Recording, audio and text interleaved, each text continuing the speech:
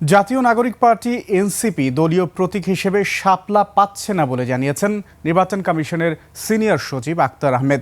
এক্ষেত্রে এনসিপিকে প্রতীক পেতে নির্বাচন কমিশনের কাছে বিকল্প প্রস্তাব পাঠাতে হবে বলে মন্তব্য করেছেন তিনি।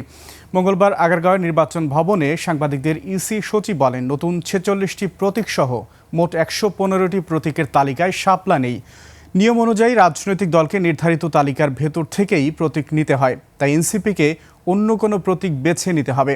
তিনি জানান, আগামী ২৮ সেপ্টেম্বর থেকে সুশীল সমাজ, শিক্ষক, নারী নেত্রী, সাংবাদিক, রাজনৈতিক দল ও নির্বাচন বিশেষজ্ঞদের সঙ্গে ধারাবাহিক সংলাপ শুরু করবে নির্বাচন কমিশন। পূজা ও ছুটির দিন বিবেচনায় নিয়ে ধাপে ধাপে এসব আলোচনার সময়সূচি নির্ধারণ করা হবে। প্রবাসী ভোটার নিবন্ধন কার্যক্রমও এগিয়ে যাচ্ছে বলে মন্তব্য করেন আক্তার আহমেদ। এনসিপি শাপলা প্রতীক পাচ্ছে না, কারণ হচ্ছে যে আমাদের ১১৫টার যে শিডিউলটা করা হয়েছে সেখানে শাপলা প্রতীক নেই। নিয়মটা হচ্ছে যে সংরক্ষিত প্রতীক যেটা আছে সে প্রতীকের ভিতর থেকে একটা নিতে হবে।